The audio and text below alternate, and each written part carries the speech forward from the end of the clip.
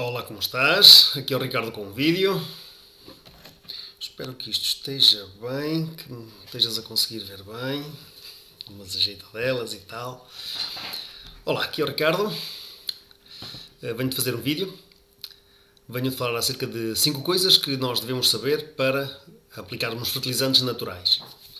Imaginando nós que temos uma horta biológica ou um terreno grande, ou então nem que sejam só vasos. Portanto, algumas coisas que nós temos de aprender de saber para podermos utilizar fertilizantes naturais. E o que é que são fertilizantes naturais? Aliás, dá-me só um segundo. Vamos lá passar à apresentação. Então, fertilizantes naturais são fontes orgânicas, ou seja, materiais orgânicos, materiais vegetais, materiais como folhas, restos de erva que nós cortamos, cascas de fruta, mesmo cascas de árvores, outro material vegetal, por exemplo, cascas de ovo, mesmo cascas de marisco, por exemplo. Então são fontes orgânicas onde nós vamos buscar fertilizantes para a nossa horta, para o nosso terreno. Já te vou explicar como é que tudo isto funciona. Antes de mais, deixa-me chegar aqui o meu microfone. Ok, então eu sou o Ricardo, faço agricultura biológica. Estes são os tópicos que eu hoje te venho aqui apresentar. É destes tópicos que eu te venho falar. Então, estes materiais orgânicos, tal como eu já te disse, os materiais orgânicos podem ser utilizados como fertilizantes. São então, por exemplo, cascas de ovo, borras de café, mesmo o estrume também é considerado um material orgânico. Pronto, são coisas então que nós podemos utilizar na nossa horta biológica. E as coisas como é que funcionam? Nós podemos introduzir estes materiais diretamente no solo. Por exemplo, pegamos nas borras de café ou pegamos nas cascas de ovo e nos restos de fruta, misturamos tudo, colocamos na horta. Os micro-organismos do solo atacam logo estes materiais e começam a decompô-los. E dá-se então a mineralização. Quando se dá a mineralização, os nutrientes que faziam parte destes materiais agora estão no solo e disponíveis para as plantas. Então, é desta decomposição que os micro-organismos do solo fazem que nós podemos utilizar os nutrientes e que os nutrientes ficam disponíveis para a planta. Todos os materiais orgânicos, sejam os estrumes, sejam as cascas de fruta, o próprio composto, que eu também já falei de compostagem, o próprio composto, portanto, fornecem nutrientes à nossa cultura, mas demoram a fornecer estes nutrientes. Então, em agricultura biológica acontece muito isso. Nós temos sempre que agir com antecipação. Se pensas em fazer agricultura biológica, então coloca já a palavra antecipação na tua cabeça.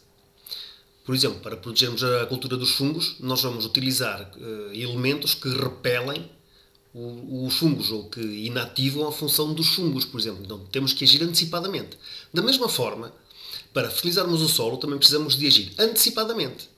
Assim, tu quando queres instalar uma cultura e tratá-la em agricultura biológica, por exemplo, queres plantar batata e tratar a batata só com agricultura biológica, então tu vais ter que te preocupar em, primeiro, preparar o solo. O solo é o nosso maior ativo. Então tu vais introduzir, por exemplo, estrume ou matéria orgânica ou composto no solo, por exemplo, no outono, para depois plantares na primavera. Os materiais orgânicos entram agora no solo, os micro-organismos vão decompô-lo, na primavera seguinte os nutrientes estão prontos para tu colocares a cultura e para a cultura poder beneficiar desses nutrientes. Pronto. Espero que tenhas entendido e que tenhas gostado da explicação. Então, estes materiais orgânicos, por exemplo, podes ver aqui nesta imagem que é a casca de ovo, por exemplo, está aqui uma coisa que a mim parece-me casca de cebola, depois temos aqui, o que é isto? Kiwis, pronto, morangos e tal, casca de ovo. Então, todos estes elementos fornecem macronutrientes, em alguma porcentagem, mas fornecem mais micronutrientes. E com os micronutrientes passa-se aquilo que eu já expliquei, que é eles são muito necessários, são extremamente importantes, mas em pequenas quantidades. Se houver um bocadinho de excesso, agora a cultura sente-se logo. Tem logo uma reação de que está doente. Ou seja, uma pequena quantidade a mais e faz mal, faz muito mal, pode mesmo matar a planta. Quantidade a menos. Também a agricultura reage logo, apresenta logo carência. Portanto, os micronutrientes têm que estar ali, naquela faixa. É isso. Então, adiante. E agora vou passar a apresentar-te um quadro onde eu tenho várias fontes naturais, várias fontes de fertilizantes naturais e vou explicar-te um bocadinho, portanto, as características de cada um destes materiais. Então, aqui eu tenho o tipo de materiais. Agulhas de pinheiro, borras de café, casca de amendoim, casca de marisco, casca de ovo, composto comercial, erva fresca, feno, farinha de kelp, folhas de carvalho, leite, luzerna. Vários tipos de fontes naturais. Aqui é a análise aos 3 primeiros macronutrientes. Já expliquei antes, num outro vídeo, que nós temos 5 macronutrientes principais, que é o fósforo, o potássio, o nitrogênio, o cálcio e o enxofre. Estes 3 algarismos que se apresentam aqui são os 3 macronutrientes principais, que é o nitrogênio, fósforo e potássio. Estes são os mais consumidos e muito importantes. Aliás, o nitrogênio é o mais consumido pelas plantas. Em relação aos outros nutrientes, é muitíssimo mais consumido, é uma diferença grande. As plantas têm consumos, inclusive, de luxo. Consumos de luxo, ou seja, a planta já não precisa de nitrogênio, mas mesmo assim consome. Porque o nitrogênio é muito necessário. E está em grande quantidade também na nossa atmosfera, já agora. Falando agora das características destes materiais. As agulhas de pinheiro têm 0,5% de nitrogênio, 0,1% de fósforo e 0% de potássio. A ordem dos nutrientes é sempre nitrogênio, fósforo, potássio. Da esquerda para a direita. Pronto, aqui é a quantidade aplicada por 10 metros quadrados. Portanto, não temos uma quantidade exata. Como podemos ver, a agulha de pinheiro tem nitrogênio e fósforo como macronutrientes principais, mas em muito pequena quantidade. E depois, que características é que tem? É uma excelente cobertura para plantas de solos ácidos, é um material ácido, deve aplicar cálcio ou cinzas de madeira. Porquê? Porque, como é um material ácido, vai fazer descer o nosso pH e o que é que nós fazemos para fazer subir o nosso pH? Aplicamos calcário, aplicamos cálcio. Isso. Por isso é que diz cálcio ou cinzas de madeira, porque as cinzas de madeira têm muito cálcio. E também tem potássio. Adiante. Próximo. Já agora, as agulhas de pinheiro são um bom anti-infestante. Se deitares agulhas de pinheiro debaixo de uma macieira, por exemplo, vais ver que a erva não se vai dar bem. E aliás, se no solo não houver erva, pões agulha de pinheiro por cima, a erva não cresce, a erva não sai. Por isso é que nos pinheiros só há pinheiros, não há mais nada, não há mais planta nenhuma, nem silvas. Isso. Agora, as borras de café. Borras de café temos 2% de nitrogênio, 0,3% de fósforo e 0,3% de potássio.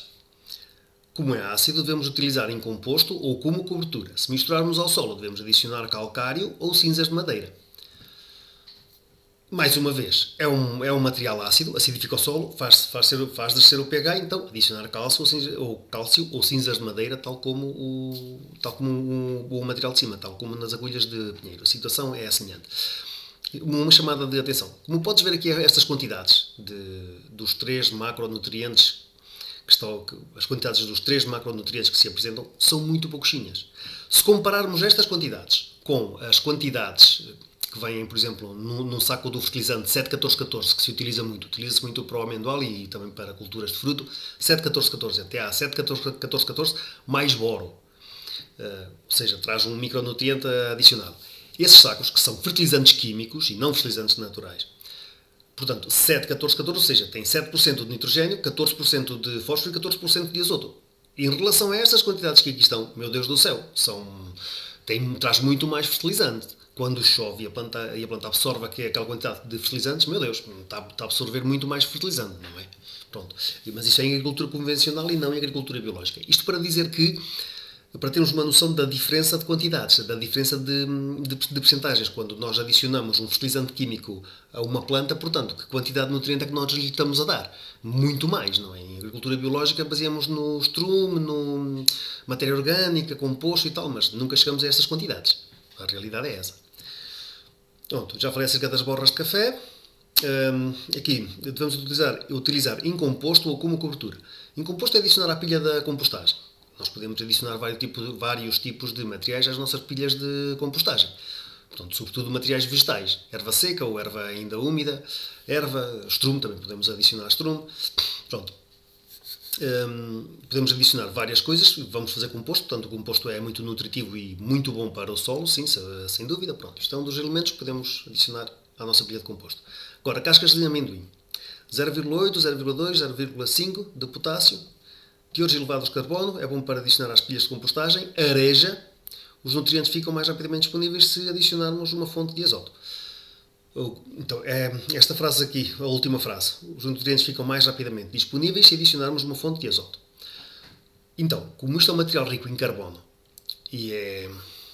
Como é que eu dizer? As cascas de amendoim são um pouco semelhantes à palha, por exemplo. É muito rico em carbono. Não é propriamente igual a um trevo fresco, por exemplo. Então, os nutrientes que o amendoim tem ficam mais... decompõem-se mais depressa se nós os misturarmos com uma erva fresca, por exemplo, porque a erva traz água, os micro-organismos vão beneficiar dessa água, vão ficar mais ativos e mais rapidamente decompomos a casca do amendoim. Pronto. A casca do amendoim em si, pronto, é um material rico em carbono, é semelhante à palha, pronto. Não traz muitos nutrientes, pronto. Tem uma característica que nós podemos ver aqui. Areja o solo. O oxigênio é muito importante para as plantas. Uma planta que esteja num solo argiloso, por exemplo, que é um solo apertado, um solo duro, não vai ter muito oxigênio a circular pelas raízes dela. Então, ela fica fraquinha, não cresce muito. As plantas, portanto, nós quando mobilizamos, é importante mobilizarmos os terrenos, é importante mobilizarmos o solo, deixarmos o solo solto, precisamente para as raízes beneficiarem de oxigênio. O facto de elas beneficiarem de oxigênio melhorem muito o seu estado. Por isso é que a matéria orgânica é tão importante. Essa é uma das razões. É o arejamento do solo. Por isso é que, por exemplo, as minhocas, a fauna do solo é muito importante por isso. Portanto, as minhocas, por exemplo, outro tipo de bichos que criam galerias e permitem, portanto, o solo, que por dentro do solo circule mais ar. Uma planta, por exemplo, se a raiz de uma planta encontra um canal de água, ela chega aqui e não entra na água. Qual é que é a razão? Porque a raiz da planta, se estiver coberta de água, a planta não respira e a raiz morre. As plantas, as árvores que estão permanentemente sujeitas a encharcamento, acabam por morrer. Precisamente por isso, a falta de oxigênio, afogam-se, digamos assim. Pronto, isto para dizer o quão importante é o arejamento do solo. Depois, cascas de marisco, que eu sinceramente nunca pensei que fossem tão nutritivas, 4,6 de nitrogênio e 3,5 de fósforo. Esmagar para aumentar a decomposição. Atrai animais. Claro que tanto com a casca de ovo, por exemplo, quanto com a casca de marisco, se nós esmagarmos estas cascas, a sua superfície de contacto com o solo é maior, aumenta, e elas decompõem-se mais depressa. Óbvio. Depois, atrai animais. Isto é para dizermos o quê? Se nós adicionamos este material à nossa pilha de compostagem, se a pilha de compostagem está no quintal de lá de casa, não é? Aquilo vai chamar a animais, gatos, cães, e ainda vão tombar a pilha, tombar o compostor, fica tudo espalhado pelo meio do chão. Pronto, é isso. Tem que ter cuidado com isso. Em relação à casca de ovo, pronto, fonte de cálcio e micronutrientes, deve esmagar para acelerar a decomposição. Pronto, obviamente a casca de ovo é muito rica em cálcio, sim senhor. Aqui é o composto comercial. Um de hidrogênio, um de fósforo e um de potássio. Devemos adicionar 4,5 kg por 10 metros quadrados de solo. Fonte de matéria orgânica e micronutrientes. Este composto comercial, o que é que é? Isto são aqueles cascos... desculpa. São aqueles sacos terra para vaso e etc. Temos muita coisa à nossa escolha. Uns mais nutritivos, outros menos nutritivos. Uns podemos utilizar em agricultura biológica, outros não. Cuidado. Pronto. Só para falar no composto comercial e dizer-vos assim, está bem, estas percentagens estão aqui, mas no comércio temos muita coisa à nossa escolha. Depois, erva fresca cortada, incorporar no solo ou juntar à pilha de compostagem em finas camadas, as camadas grossas ficam pastosas. Isto é o quê? Portanto, por exemplo, cortamos a erva, não é? E vamos colocar na pilha de compostagem. Em vez de colocarmos tudo a monte, não. Colocamos em finas camadas, ou seja, uma fina camada de erva cortada, depois, por exemplo, estrume, depois, por exemplo, terra, depois mais uma fina camada de erva cortada. Pronto. Porque se...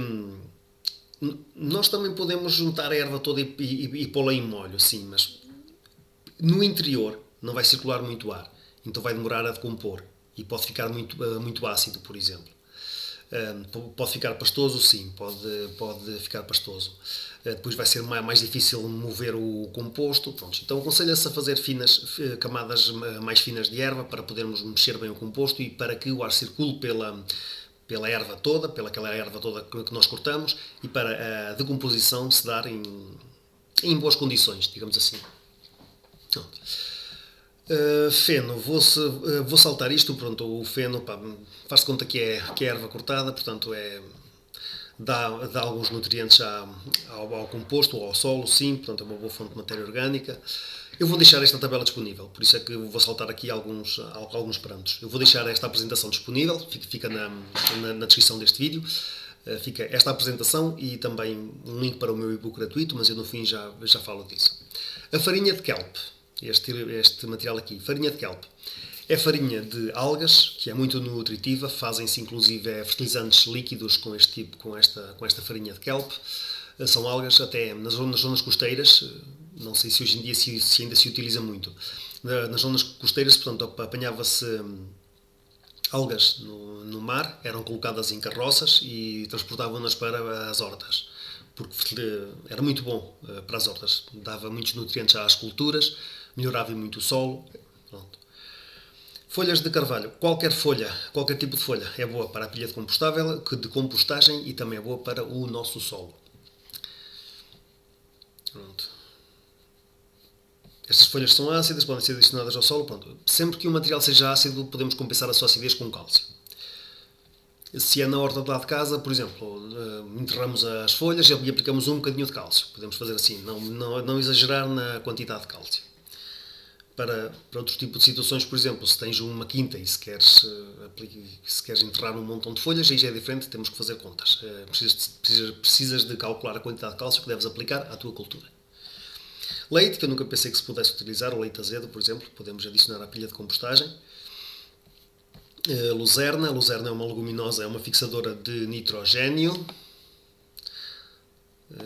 E depois palha, que é mais ou menos a mesma coisa que a casca de amendoim, e a serradura, que é serrim, portanto, também segue mais ou menos as mesmas regras que as cascas de amendoim.